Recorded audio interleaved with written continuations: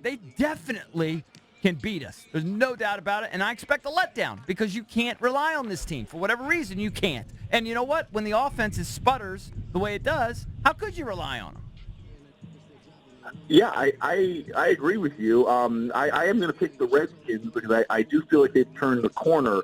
But, again, they've got to come into the Meadowlands and with the head up. I mean, they have to be ready for this because, the Giants are going through a fire sale right now. They have thrown in the towel. They're going to start building for the future.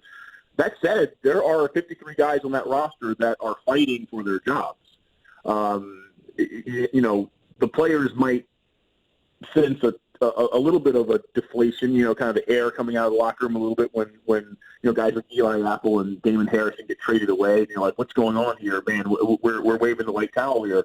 But they get refocused really quickly when they realize that, they're fortunate to have a job on an NFL roster, and they're going to keep playing hard.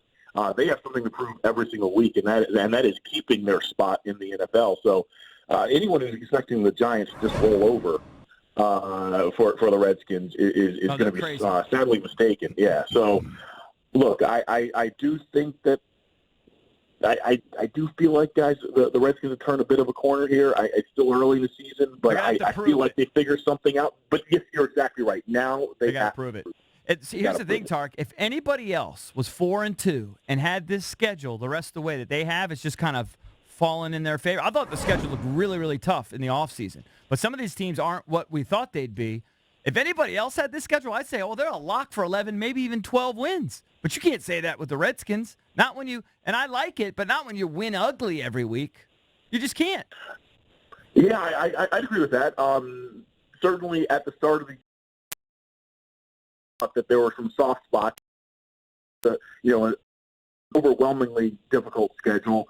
But you look at the way they've played the last couple of weeks, and you look at the teams that have struggled that are in front of them, the Giants, the Falcons, the Buccaneers, the Texans. I mean, these are teams that were supposed to be better than they are. And, an opportunity is opening up here for the Redskins. This is as good as you could ask for. You couldn't ask for a better schedule. Absolutely. Mm-hmm. Yeah. Absolutely. I mean, the start of the year when the schedule came out and I looked and I was like, at the Jaguars, that's going to be a really tough game. I mean, that's coming off of the Giants. Right. And the Eagles and the Cowboys, these teams are all relatively ordinary now. I mean, parity is kind of the rule right now in the NFL, and some teams have vastly underimproved. And again, the Redskins have an opportunity here, and you hope they just don't fumble the ball. Hey, Tarik, let me ask you this. What's up? And we heard this kind of in the offseason, or last year anyway, because of the connection with Tom Coughlin in Jacksonville. Do you think, we were talking about, the Giants are in tank mode. Do you think that the Jags would offer the Giants, a fourth-rounder for Eli since they are desperate for a quarterback, as bad as Bortles has been? Or do you think that there's just too much of an emotional attachment between the Giants and Eli? Man, that's tough. That is really tough. I mean, Bortles clearly is not the guy. The Jaguars have a good team around him. The quarterback just continually lets them down. But if you're the Jaguars, do you really want Eli? When I go back and I watched a little bit of the Giants' last two games, mm-hmm. I mean, clearly Eli isn't getting any favors from his offensive line. I mean, like as soon as the ball is snapped, he's already in survival mode. That said, he does not look to me like a quarterback who can easily change systems at this age and however many years he's been in with the Giants now.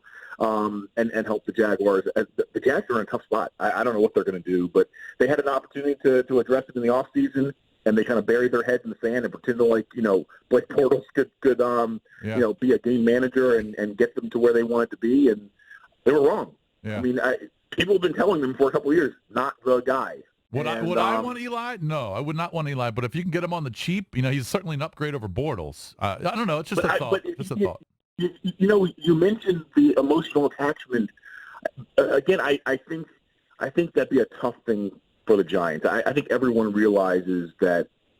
I shouldn't say everyone, but I think a lot of people realize that this is probably it for Eli. If not, right. We're entering a transition phase where maybe he starts the first few games of next year before handing off to a guy they draft, yep. or a young guy that they poach from someone else's roster.